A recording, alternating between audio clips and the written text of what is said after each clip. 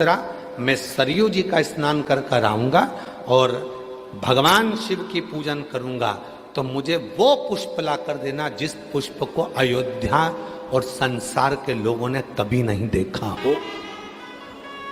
कभी नहीं देखा हो ऐसा पुष्प मुझे चाहिए अयोध्या में। शिव जी की पूजन के लिए दुर्वासा जी ने ये डिमांड रख दी। दुर्वासा जी ने डिमांड रखी कि अग्नि में बना हुआ भोजन नहीं चाहिए, पानी से बना हुआ भोजन नहीं चाहिए, धेनु से निर्मित भोजन नहीं चाहिए, और वो फूल शिव जी की पूजन में चाहिए जो पूरी दुनिया ने ना देखा हो, पृथ्वी पर किसी ने नहीं देखा। वो जी चिंता में पड़ गए। राम जी के समझ में नहीं आया कि मैं ऐसा भोजन, सीता जी से पूछा तुम बना दोगी? सीता जी बोली बिना आगी के और बिना पानी के, बिना घी तेल के कोई भोजन बनेगा? पूरे अयोध्या में दिखवाया ऐसा कोई फूल जिसको किसी ने नहीं देखा हो। बाबा वशिष्ठ के पास गुरुजी ने कह दिया एक पत्र लिखो, इंद्र के लिए छोड़ दो। उस पत्र में लिखना 2 वृक्ष भेज दो, 2 वृक्ष,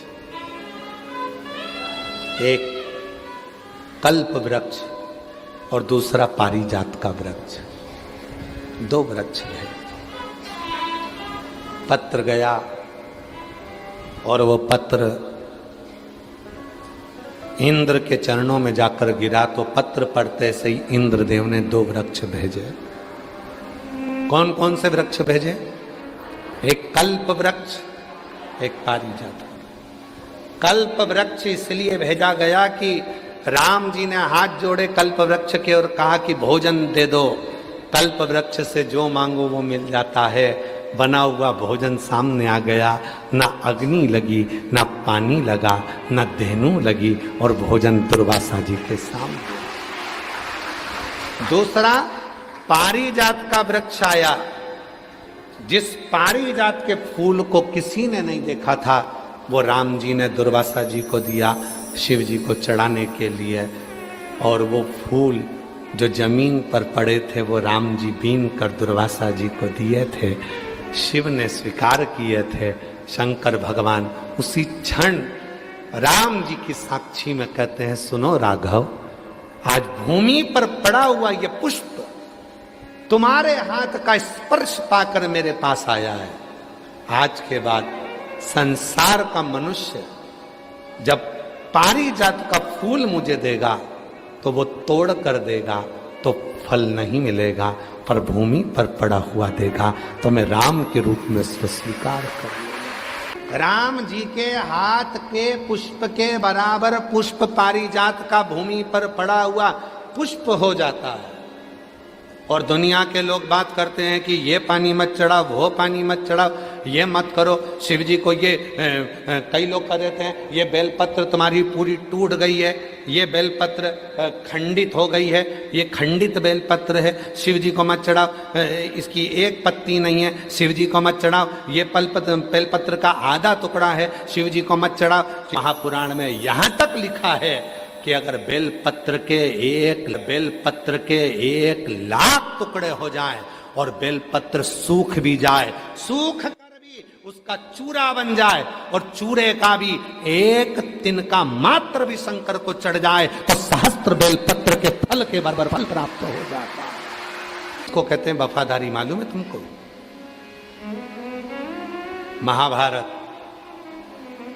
महाभारत का वन पर्व वर्णन करता है। एक पुरुष का नाम लिखा है, शिव जी के एक भक्त का नाम। महाभारत के वन पर्व में शंकर जी के एक भक्त का नाम लिखा है जिसका नाम है पुरुष मृगा। जम के बोलो क्या नाम है? पुरुष मृगा।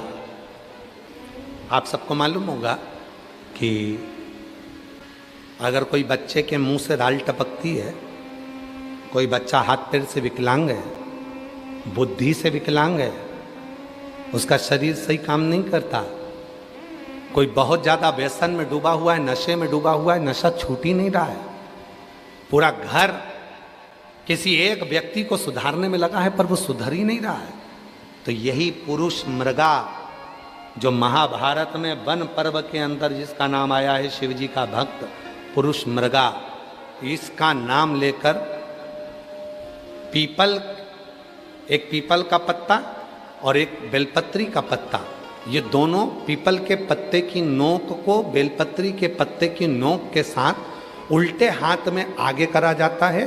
सीधे हाथ से शहद का पानी, पानी में थोड़ा सा शहद घुला हो, वो इस नोक पर, किनोर पर डाला जाता है शिव जी के ऊपर, शंकर जी का। नाम क्या लिया जाता है? पुरुष मृगा।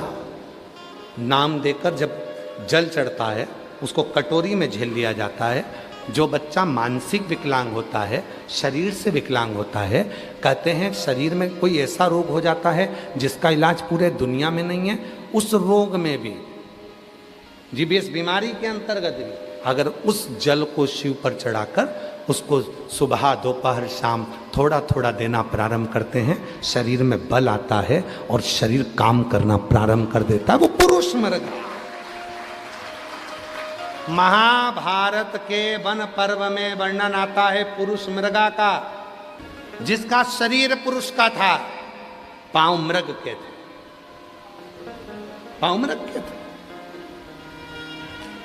पुरुष मृग।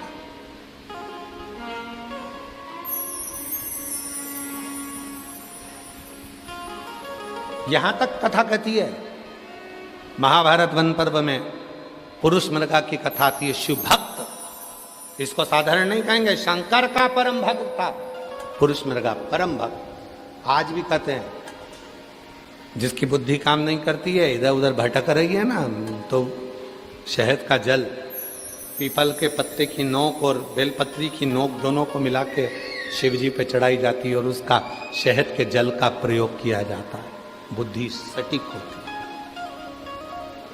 जो बच्चे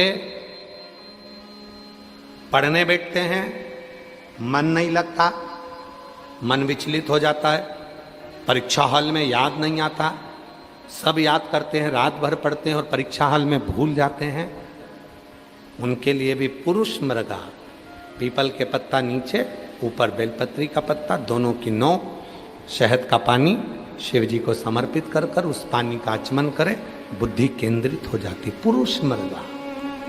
फिर से बोलो, क्या नाम है? पुरुष मृगा। वन पर्व महाभारत में चरित्र आता है।